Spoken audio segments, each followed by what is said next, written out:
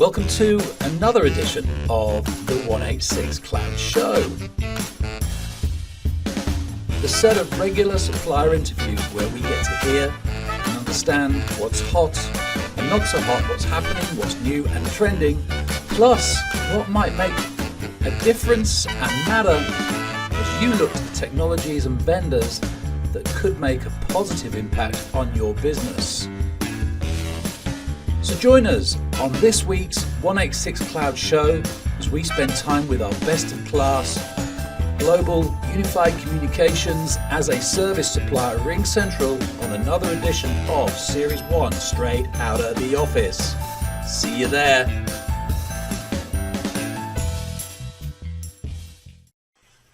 So good morning, welcome to another edition of the 186Kloud Show. On today's show we'll be speaking with Gareth Johns of RingCentral. As is the theme at the moment, we're looking at the last year, the pandemic, and this particular series is called Straight Out of the Office because we're looking at our supplier partners and their technologies that have helped businesses operate in these changing times. I hate the phrase, unprecedented times, because they're interesting times, they're changing times, they're challenging times, and that's why we're here. So we're going to be learning about RingCentral, be learning about their technologies, learning about Gareth Johns, our guest today. And so on that note, what I'd like to do is throw it over to you, Gareth, and ask you if you could introduce yourself to us, tell us a bit about Gareth Johns, the person, Gareth Johns, the RingCentral person, and tell us a bit more about your background and why you've joined RingCentral. Oh, sure, absolutely. So first of all, many thanks for the invitation. Kind of great to be here.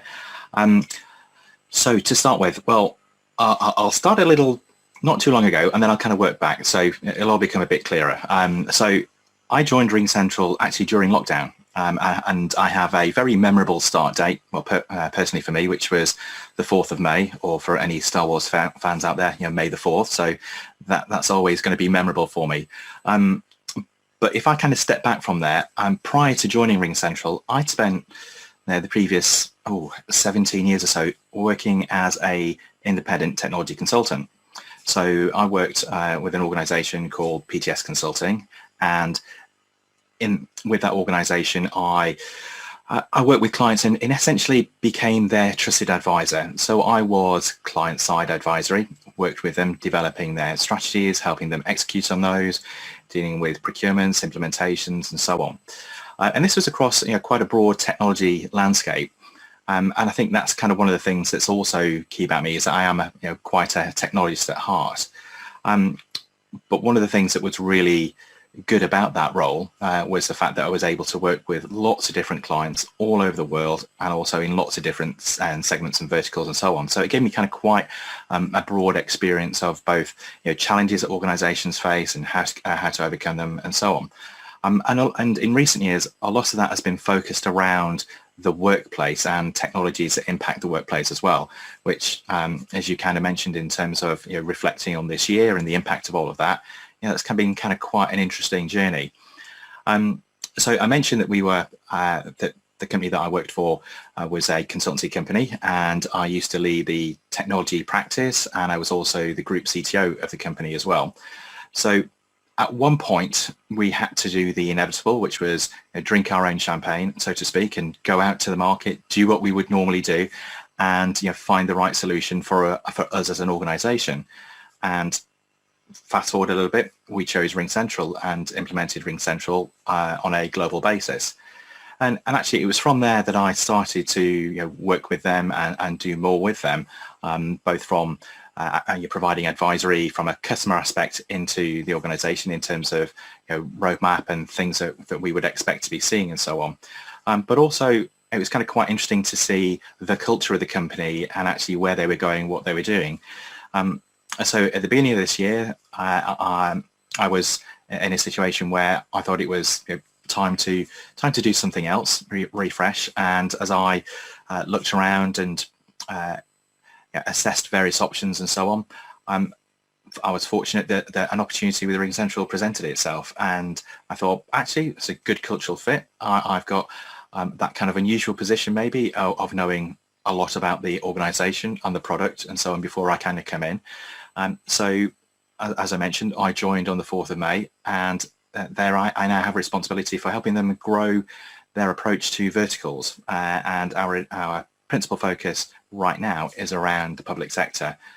Because again, in my previous life, where it was, as I say, acting as that trusted advisor, I've done an awful lot of work in the public sector. So, that's a quick snippet about me. Okay, so it was a bit of a Victor Kayam moment. I remember the Remington TV razor advert. He loved the razor, so he bought the company. In your case, you actually joined the company. Absolutely, yeah. Definitely not in a position to buy the company, but yeah, liked it so much I joined it. You're right. Absolutely. And that was exactly the analogy that I used with some colleagues as well. It's, the Victor Kayam bit. Unfortunately, there's only certain of us who are able to actually get the reference because we're old enough. True. True. I was a bit worried there that maybe you didn't get the reference, but you got it. So. I did. I'm not sure if that's a good thing or a bad thing. I'll kind of take the compliment that maybe I shouldn't have got it, but yes, unfortunately, I did. Good. So just one final question in the getting to know you section. If you won, that magical lottery figure tomorrow of winning £1 million on the lottery, what would you go out and do? What would you go out and do next with it?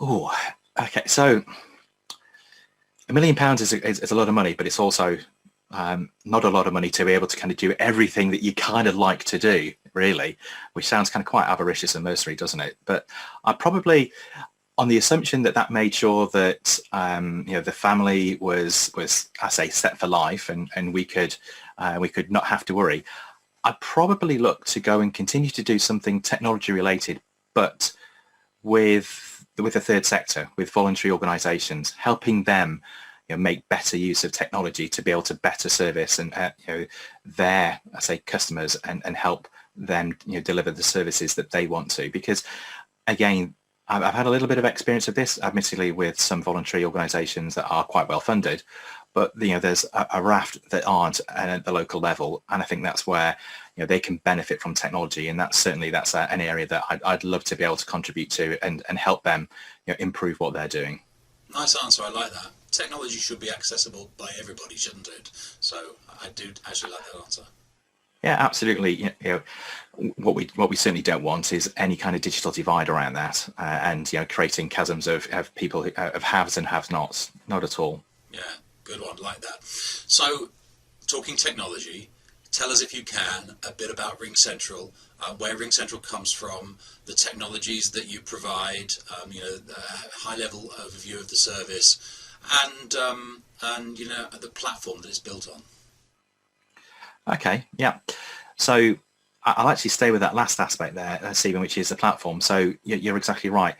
RingCentral is a platform, so it's our platform. We have built it, and it's an open platform. So we provide cloud communications and collaboration technologies, which service the employees and also service customers. So from an employee aspect, we like to position and think of it of we provide messaging, we provide video capabilities, and we provide phone capabilities. The MVP, as my North American colleagues like to refer to it as. And then on the kind of other side, we have customer experience. So contact center type technologies, and also omni-channel. So being able to engage with your customers across whatever digital channel they're using. So that's the kind of the summary snapshot. But if I take you back, the company's we're actually just over 20 years old, so I've been around for a long time. In terms of the technology journey, it is a West Coast based company set up in the Valley, and originally it started with a focus on providing electronic fax solutions. So if you think about the kind of nascent days of real widespread internet adoption, around 1999, 2000, that was a niche that it went after. So providing fax. It then kind of grew from there and started to develop telephony capabilities, and that's something which it continued to develop. And really, probably through the 2000s, best way to describe it, it was focusing more on SMB type organizations. But one of the other things that it also did was to build out its carrier capability. So it is RingCentral is its own tier one carrier. So again, that kind of makes us different to a lot of other kind of cloud service providers where we actually are a tier one and we peer with all the major kind of traditional providers around that. As you kind of fast forward into this last decade or so, the organization IPO'd in 2013, and I wish I'd been around at that time because it IPO'd as I think it was with a share price of about $13. At close of trading yesterday, we were at 346. Wow. So that's quite an increase, quite a return. But one of the things that's also happened during that during this last 7 years or so is that there's been a focus on international expansion. So coming out of North America, so then we see that in terms of presence across Europe and Asia Pac. There's been a growing in terms of supporting mid-market to enterprise organizations. Again, that's something that's really grown over the past 5 years. And then also rounding out additional capabilities through acquisition. So 5 years ago, we acquired a company to give us messaging capability. 2 years ago, we acquired an organization that gave us the omni-channel capabilities to blend in. And then last year, another one around some outbound dialing. So all of those have kind of been baked in. And there's also something that we had a strategic partnership around video, but fortuitous timing or not, but it was always planned. In April 2020, we actually launched our own browser-based video product as well. So again, that's completely designed by us from the ground up. And something that we're incredibly proud of, particularly and I think this is, well, I'll be honest, this has been hammered into us, which is that since it's been launched, we have iterated and developed and released 70 new features in the space of 6 months. So again, that's just, the speed of development and iteration. And again, that kind of reinforces the fact that we place around about 20% of our revenue, into R&D. So, that's a great example of where it is and where it's kind of come to fruition. 70 features. That's impressive. 70 new iterations. 70 new features, and that's just in the one video product. Video, and again, and bear in mind that across our core, as we refer to it, Office telephony platform, we do 4 releases a year. So there's constant development, constant functionality getting developed. And as a colleague said to me, and I had to stop and just listen to this twice. And he said, the version of RingCentral that you buy today is the worst you'll ever get. So you kind of think, okay, you started with a negative there, but okay, I understand. Yeah, and I guess that's one of the benefits of all cloud capability, of all cloud providers, is that there is that ability to push these features out. Yeah, no, I get that. And your strategic relationships are quite strong as well, aren't you? The one thing I've noticed about RingCentral over the last few years since I've known the organisation is the number of strategic relationships you have where you're being seen in the marketplace as a valued partner to other, let's call them IT service providers, communication service providers. Absolutely. So right now it gets referred to as our AAA. So we have strategic partnerships with Avaya, Atos, and Alcatel-Lucent. So at the time that we're doing this recording, we have Avaya and Atos live. They went live this year with their Avaya Cloud Office powered by RingCentral and Unify Office powered by RingCentral. And then next year, Alcatel-Lucent will be coming on stream with theirs. So they're, you're right, Stephen, they are our kind of strategic partners, but then we also have relationships with global service providers as well. Right. So AT&T, their Office at Hand product is powered by RingCentral. BT Cloudwork, and again, that's a relationship which we have just strengthened in terms of how much more of the portfolio BT will be promoting. That's powered by RingCentral, and that's actually been in place for about 5 or 6 years now as well. And then something that was only recently announced, actually it was last week, was another relationship like that, but with Vodafone, and that's going to be panning across Europe. So you're right, we're proud that the partners that we've got, and one of the things that I also think is that they have recognised the strength that we can bring to them as well. So that's why they've chosen RingCentral, and we've chosen them as well. And it hasn't gone unnoticed, because whilst we represent and work with lots of different vendors in the UC space, we're an ecosystem for lots of best-of-class providers like RingCentral. The one thing I've noticed is your focus in the space, in the area of strategic relationships, and I haven't seen that elsewhere. So my question is kind of a bit of relating to engineering, I guess, integrate from an integration perspective. Does that mean that it provides the ability for customers who maybe haven't sweated their old asset, where they could have a hybrid solution, a hybrid rollout of, let's call it, old on-prem and new cloud, working together for a while before they eventually say, the on-prem's ready for landfill now, let's work on cloud? Is that possible? There are, so yes is the answer. Yes is the short answer. But just to expand upon that, each of our strategic partners, they've all got slightly different kind of approaches and kind of nuances. So you're exactly right that some are absolutely looking at how do they provide that hybrid environment to be able to kind of mold the two and give customers an easy transition path. And if we take both Avaya and Atos, one of the things that we've done around that is ensure that we have support baked in now for their range of proprietary handsets, or what were proprietary handsets. So we can support those. Again, another aspect of kind of sweating the asset.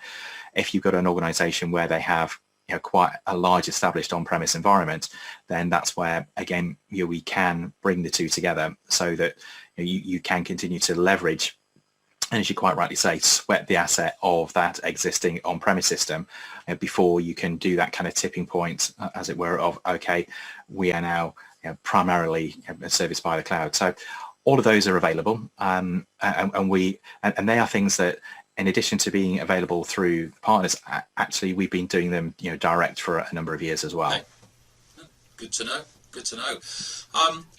Brilliant. Thank you for the background, an overview of RingCentral. Now let's turn to this last year, the pandemic, because it's been interesting, challenging for all of us, more challenging for some than others. But it's nonetheless, it's been an interesting time where we've learnt lots, and these are lessons that we're applying right now, and I think right into the future. So let's look at RingCentral in terms of the last year. And a question I've got for you is, how did you first notice the pandemic within your customer base? What sort of experiences were you having with customers where they were saying to you, we've got a challenge, RingCentral, can you help us? I wonder if we could turn to that and look at that. Yes. So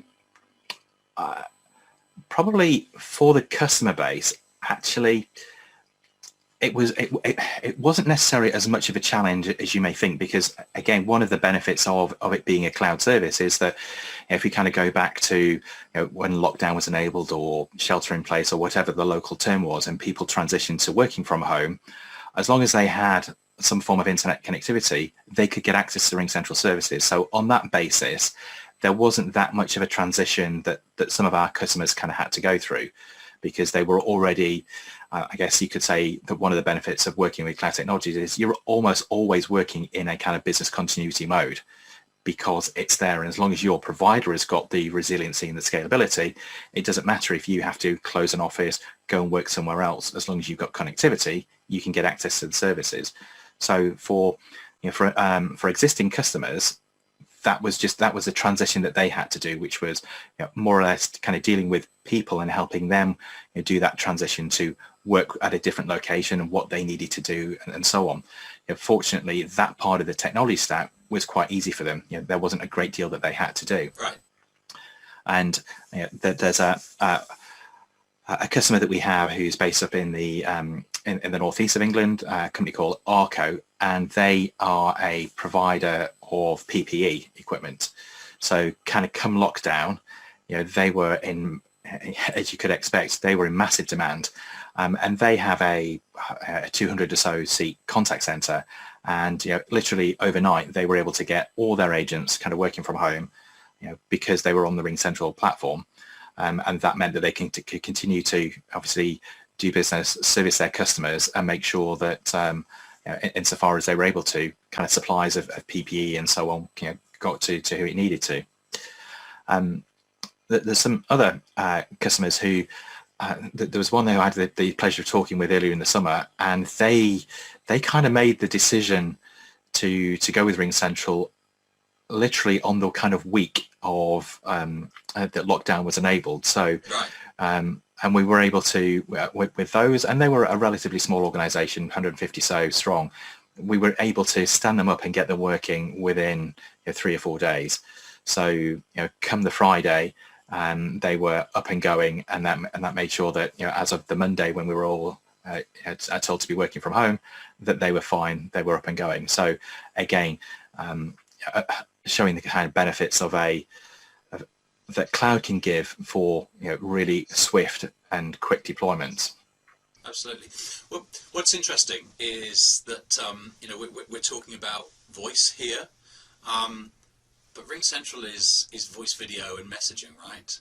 And so what I'm also interested in is if you help customers transition from seeing RingCentral as a voice supplier to seeing RingCentral as more of a strategic communication service provider for the video and messaging, and have you any examples of how you help customers realize have that moment where they were like, wow, we can integrate video into our lives. We don't need to go and get a freemium. We've already got it, or we can become more efficient using the ability to file share, message, using Glip, etc., etc. Are there any examples of that you can think of? There are, and in some respects that goes back to your previous question about what kind of impacts did we see, and one of those was exactly that, which was customers who had the capability but maybe hadn't actually been using video before. We saw that the increase just shot up dramatically. It literally quadrupled, and again there were kind of two things there. First of all, organizations realizing that, I already have this as part of my suite, I've not been using it. And then secondly, as they start to use it, and admittedly under an element of duress, it was to go, actually, I can see where this can fit into my workflow. I can see the benefits that this can give. And for one of our customers, it was a real, it makes it quite dramatic to say a lifesaver, but what they were able to do was that this is an organization that undertakes site surveys for safety certification. So come lockdown and all the restrictions that happen with that, they obviously couldn't get to go and visit their customers, but their customers still had a requirement to obtain certification, maintain certification, and demonstrate that they were adhering to standards and so on. So that's where the introduction of video into their workflow came in. So their end customers were able to just very simply join a meeting, and using a mobile device, a tablet, a phone, or even a laptop, they could wander around and show our customer what it was that they needed to look at to actually do the validation. So at one level that sounds kind of quite simple, because at a consumer level it's the things that we've been doing for many years in terms of FaceTiming or those kind of calls, but they were just translating that into this is how it fits into our business process. This is how we can really kind of get to make this work, and to make sure that our customers or their customers can continue to operate. So that was almost a kind of a light bulb moment for them, and we've seen that with lots of other organizations as well. So you mentioned the messaging aspect, and again we've seen that there has been an increase in the adoption of that, because if an organization had been in the office, there's obviously that face-to-face interaction that can go on, and there isn't that kind of need for asynchronous communication. Whereas when you distribute it, there is the, okay, I just need to get hold of Stephen, let me just send him a quick message. So again, whereas some organizations may have had pockets of users that were using it, it really kind of grew, and so it became more of a widespread tool and greater adoption within several companies around that. And certainly what it helped to do was make sure that you were using the kind of right modality to contact people at the right time, because not everything, and I saw this in my previous company, as people went into lockdown, it was almost a case of, we've got to do video calls for everything. just because we felt as though we had to. But then we kind of calmed down a little bit, and so that settled down, and no, we didn't have to do video calls. It could just be a message. It could just be a phone call instead. But yeah, we've seen customers who are really kind of rounding out and using all elements of the kind of portfolio. Yeah, and I think that's an important point that you just picked up on there. The fact that because they have the tools available, they have the voice, the video, the messaging, they don't have to turn to video all the time. There's been talk recently from organisations suffering from video overload because they have the video. Organisations almost feel like they have to communicate to colleagues. Put your video camera on, you have the tool, but they don't have to, do they? You know, the voice works equally as well, because there is sometimes a feeling of video overload. Are you experiencing that? It's kind of quite an interesting point, because for me, there's an element here about the organizational culture and what was it like kind of before. So I mentioned that I'd worked with many organizations, and one of them that I had the privilege of working with is Google. Now, Google is absolutely kind of video first. So you join an organization, you join one of their calls, and if your video isn't on, it's almost a case of, well, what's wrong? So it's kind of slightly different there in terms of an expectation that, the culture is kind of bedded in. Now, for a lot of us, we may have been, would have been in the same office as colleagues. We would have gone to a meeting room, so we know what we know what they look like. We don't need to see people on video. But I do think that that on that first rush, that first onset, there was almost a case of, I have to replicate everything. And I'm used to seeing Stephen every day. So every time I'm having a meeting with him, then I need to switch that on. But one of the things that I did in my previous organization is we kind of, did the first 6 or so weeks, in lockdown, is just give guidance, to staff that it doesn't have to be. It's okay. You don't have to use video all the time if you don't want to. If it's a one-to-one conversation and it's somebody that you don't have to use it, so don't feel pressured that you have to. But at the same time, think about those kind of social bonding, that social niceties as well. So if there are people who you haven't spoken to for a while, then actually it might be quite nice for them to see you and for you to see them, just to help kind of build and reestablish some of those social bonds that may have started to wither a bit because we don't see each other every day, or we don't have those serendipitous kind of catch-ups in the kitchen or in the corridor or so on. So again, it's kind of finding that right balance, but nobody should feel pressured that they have to kind of do it. Yeah, and it's not just about video, is it? Organisations, businesses often think about unified communications as, the addition of video, but voice has re-emerged. The fact that voice is a main part of a UC proposition means that it can be developed to the nth degree. Where I'm going with this is, now when I think of voice, I think of the possibilities of voice. The fact that you can add AI around voice. The fact that you can do integration of voice into other workflows within an organisation. One of the things that fascinates me, one of the features that I jumped on very early on with voice, is the fact that it allows you to record and transcribe. So I started seeing opportunity within organisations I speak to ask them if they saw an opportunity for the transcription of voice. For example, a professional services firm where they're now remote based, they're no longer in meeting rooms, or any organisation that has lots of meetings, so they're no longer in meeting rooms, where they may want to actually engage in the meeting, record it and transcribe it, and then use the transcription for something else. Tell me a bit about RingCentral's approach to that and where you think that voice could go, not just the transcription piece, but where you think voice could go with AI, etc. Give me a flavour of that. So the scenario that you were just talking about, Stephen, that kind of brought me back to some work that I did many years ago. It's like, I say many years ago, that makes me feel really old, which is actually in financial services and around trading floors, where that's exactly what they were doing. There'd be a kind of a morning broadcast call that would get recorded and transcribed, so that people could then refer back to it during the day, but also that there was the intelligence to pick up keywords and so on to then make sure that the traders and brokers and so on you actually had that information and pick it up.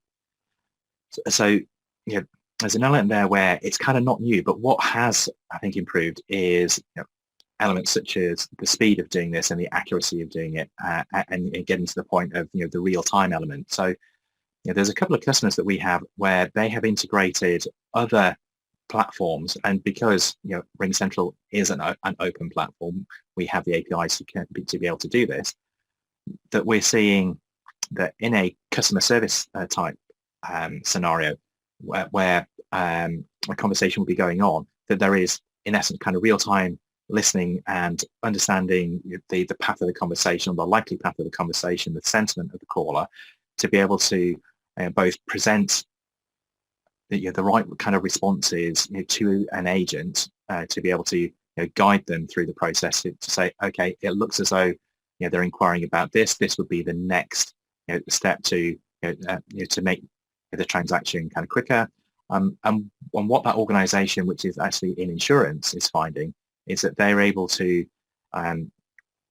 actually, some of their call handling time has gone up, but that's because they are doing more with their customers and they are assuring that actually there is first contact resolution. So the customer's happy when they leave the call because what they came on for has been dealt with, it's been handled, and they've got the answer, the resolution that they want. So that's an area that we're seeing is being done already, but I certainly expect that this is going to kind of come down more like to an individual virtual personal assistant type aspect, where it may well be that, and I kind of see this on some of our internal video calls, actually more than phone calls at the moment, but it is that transcription, or that real-time transcription, that understanding, that ability to capture actions and then assign them. So almost the giving you that pre-meeting, during meeting, and kind of post-meeting workflow to be able to go, okay, coming into the meeting, this is what we're aiming to do. During it, we have our virtual assistant who's capturing the relevant decision points and actions, and to make sure that there is then something to follow up on kind of post-meeting. And that's personally where I see the value. For example, the ability to do this, engage in a video meeting, and for that, all the notes to be done, for me to be able to take that content and for AI to look at that content and produce a summary, to be able to produce a relevant summary rather than just pick out bits. That's absolutely valuable. So I also picked up on the fact that you talked about the call handling time went up, because that, I think, is going to become a common feature within organisations that have inbound calls, where they see the ability to engage customers on the phone because of the intelligence that they can use within the voice feature will change their relationship.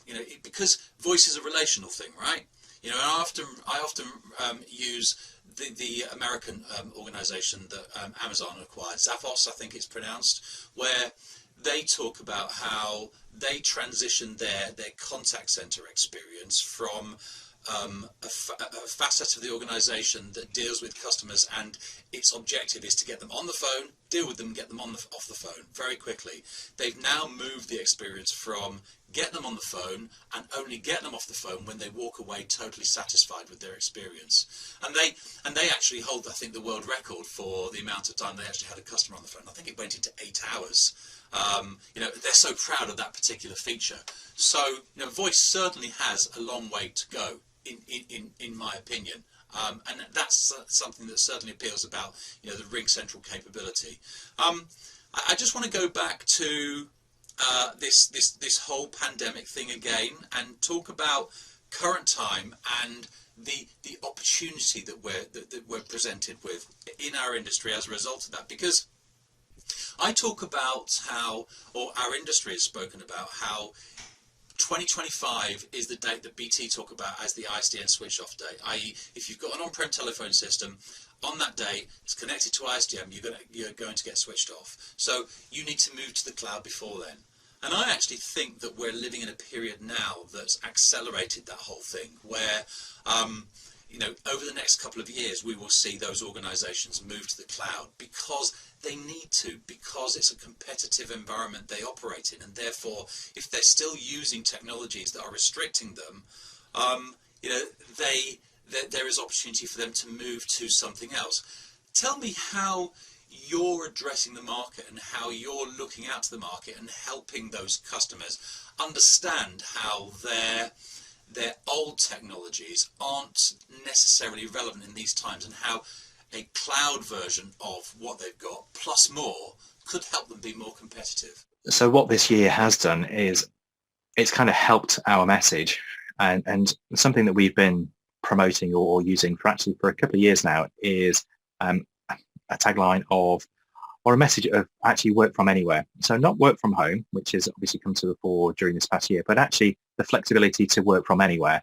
And that comes through actually having cloud-based communications, which means that you just need, you need an internet connection, and then you can get online and use the services that you need to. What this the whole pandemic has done is it's kind of, for the likes of ourselves and most other cloud providers, it's helped people understand the power and the benefit of the cloud, and actually why they should look at it. So from a, touched upon before, from a business continuity aspect, from a DR aspect, it might have been something that organizations were looking at. But now it's more than that. It's just general business operations, which is not knowing what's going to be happening at what time. The fact that actually people can go and work from anywhere means that that organization can have minimal disruption. So even as we start to get back to an element of some kind of normality, and from all the conversations that I've been having with customers and across industry and so on, and I'm sure you'll agree that it's not going to be binary. We're not going to be remote, or we're not going to be in the office. It's going to be a hybrid of the two. So we're going to need all that flexibility to be able to kind of do this. And for organizations who have got communication tools which are based on premise, the steps that they're having to take to make sure that they can make them accessible to people who are working remote, actually, that's been difficult for some and impossible for others, and it's created security risks for some who've had to do it. So having something which is native cloud, easily accessible across, be it mobile or tablet or laptop or whatever device you want to use, it just removes that barrier of entry. It makes it frictionless. And from a user experience, if people are looking at this in terms of, well, we need to make sure that our users can continue to do what they need to do, it has to be frictionless for them. You have to take away those barriers for entry. So in some respects, this has helped people understand the benefits that that technologies like ours can bring to an organization. So that doesn't mean to say that we haven't had to sell it or educate people, but just that it's been made an awful lot easier just because of the prominence of what's come up. And some organisations are just at the start of that journey, aren't they? Where this pandemic has accelerated their move into, to coin a phrase, digital transformation. But it's actually work transformation in reality, isn't it? But nonetheless, we are at the start of that journey. So I think that my feeling is that we've got an interesting couple of years ahead of us. I saw a study last week that suggested, going back to your term, hybrid working, suggested that 86% of organisations, interesting number, but nonetheless 86% of organisations see the future as hybrid. I.e., it's not necessarily the office, it's not necessarily remote, it's work from anywhere, as you just pointed out. Because work is something we do, it's no longer a place. So what I'm interested in understanding is what RingCentral's thoughts and what your thoughts are about the future of work. What do you think we could be doing 2 years, 5 years from now in terms of how we will operate businesses, and how RingCentral is looking to be part of that? Okay, 2 and 5 years. So they're kind of quite interesting horizons to look at, because 2 years comes around very, very quickly, and yet you think 5 years, that's ages away. We could be doing anything, moon landings and so on. But one of the kind of interesting things is that certain things actually don't move that quickly, and other things move incredibly quickly. So let me kind of give an example around that. So we've just been talking about how this pandemic has accelerated the use of these of the type of collaboration tools that we use, and organizations, and we'll freely talk about them because they are the kind of big elephant in the room. Microsoft talking about how they've gone from 30 million daily active users on Teams to 115 million daily active users on Teams. That's just shown the increase that in adoption and usage that's been. There's also kind of an interesting question around that of, did you choose your collaboration platform, or did your collaboration platform find you in the midst of a pandemic? Right. But that's a different conversation. So coming back to this future of work, what I think is going to be happening during this kind of next period is, and there's an element here of kind of looking backwards. So I mentioned earlier that a lot of my previous work can be done around the workplace, and there was an interesting phrase or description there that had been used, which is called ABW, activity-based working. So this is a kind of a workplace design style, and it came to fore in the kind of late 90s, and it came to prominence with a Dutch insurance organization called Interpolis. But activity-based working is all around, very much as it sounds, the right working environment to do the right task. So in an office environment, there might be a place to do process work, might be a place to do creative work, might be a place to do a group work, and so on. So it's having the right locations to be able to go and do those, and also having the right technology to support you to go and do those. In some respects, I think that is going to come around again. And what we're going to see over the next year, 18 months, is that offices are going to repurpose themselves. So the work that can be done remotely, such as maybe focus work, task work, process work, we're going to continue to do those working from home or working remotely. I think that what the office will become, the activity that will happen there, is around group collaboration ones, or areas where there needs to be coming together for more interactivity, brainstorming, whatever it may be. Now, it's not to say that that can't get done remotely. It's just that we are social beings, and we find it easier to kind of do those face to face and in person. So that's where I see there being a transition around literally the fabric of the office to facilitate those kind of interactions. Kind of looking a bit further out into the 5 years, there's another term that's been used over the past a couple of months or so, which is around the rise of the 15-minute city. So that aspect of having all the kind of key services that you would need within 15 minutes travel time. So I think what that will see is maybe more regionalization, kind of localization, and coming together of local kind of communities, because actually I don't have to travel everywhere to go and do the things that I used to do. And this is coming from somebody who for many years used to commute into central London and would waste, I say waste, because sometimes it was a waste, sometimes it wasn't a waste, a good 2.5 hours every day as part of that kind of commute. Now, occasionally I kind of miss that, but more often than not, I don't. But coming back to that 15 minutes city aspect, this is where if I can get access to everything that I need to do, and even if it's a co-working space where I can get together with peers, then that's something that that kind of falls into that.